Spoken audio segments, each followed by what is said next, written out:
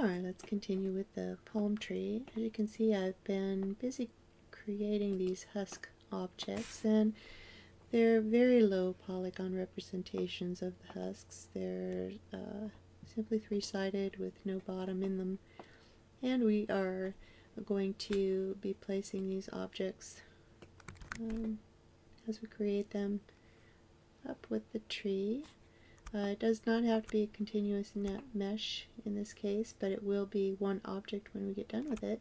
Right now they are separate objects, and as you can see, I've just sort of grouped them together. The longest one are in the center, and that's how queen palms actually grow. I know because I have several in my backyard. They lop over from the bottom, and then out of the center of the top come the new sprouts, and they are longer, and the pods come up out of there, and then they unfold the leaves over a period of time. And so the ones in the center are longer, but they all are also thinner. So I've tried to represent that with these simple objects, and as we attach our trees, I think we'll get a low poly representation of this tree and enough to continue on to our higher LODs. So, alright, I'm going to select all these objects and change the color because pink is just not working for me. Just go with medium gray here. And as you can see, I also put a simple gradient texture on that. And I'll go back to Photoshop very quickly so you can see exactly what that map looks like. It's a very small map with a simple gradient in it, and I think it's going to be fine for what we need it for. So back to the max, and all I did was use a gradient. I picked up the leaf color and also this very pale sort of yellowish green that's portrayed here in the image map to get that color, and applied it and duplicated the objects, rotated them around, grabbed the vertices and went ahead and shaped them accordingly. And now we will apply the palm fronds to those. So what I'm going to do is select the palm frond, and your palm fronds I'm sure will look a lot better because you're going to be spending more time with them, making sure that that's the shape that you want them. So right now we're just going to duplicate this object. I'm going to hold my shift key down and simply drag up and get a copy of that leaf, and then we can work with that, put it on our next stalk husk. I'm just going to set that right up there. We can snap to the vertex if we like. I'm just going to eyeball it for now.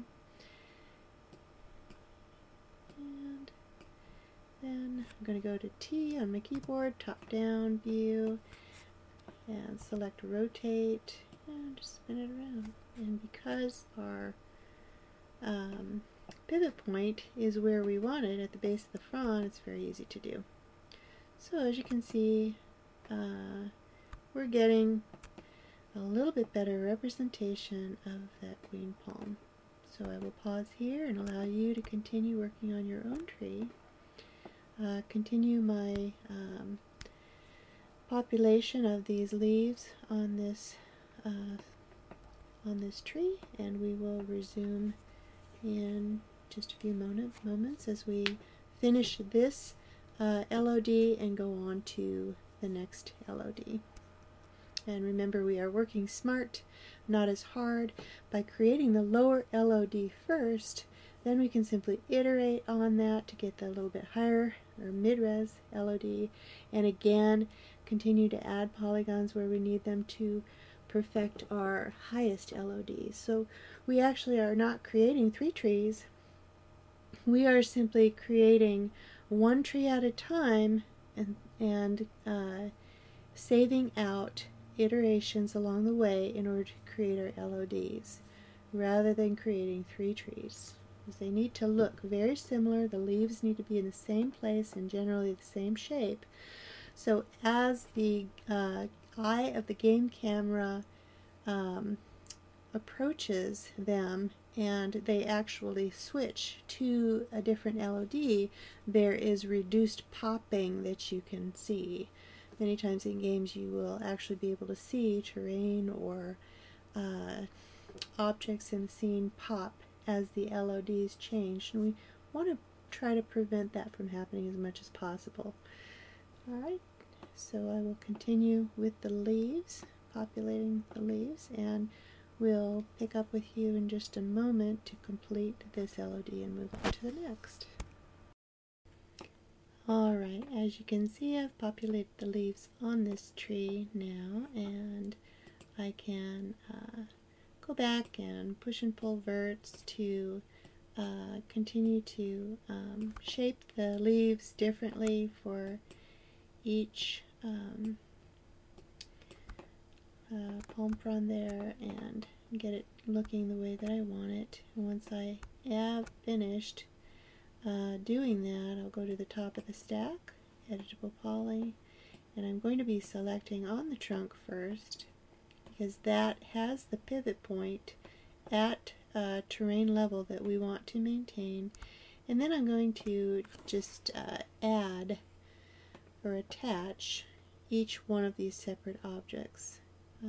So we'll go to the Edit Geometry rollout and select on Attach, and then I will just simply attach on these different objects. And it'll give you an attach option. You can tell it whether you want to match material IDs to the material. Yes, we do.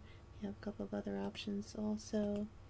We want to maintain the material IDs in this case.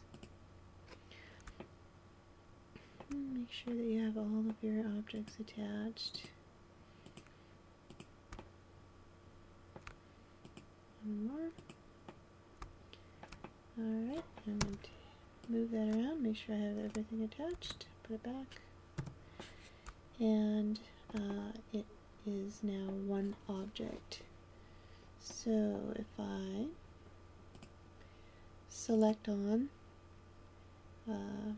edged faces, turn the edge faces off, you can see that we have something that actually resembles a palm tree. And if we go to Polygon Sub-Object, we can select on all of those, and you can see that we have represented that tree fairly well with just 57 polygons. Alright, I think that's a success. So the next thing that we want to do is duplicate that tree, and we want to name that LOD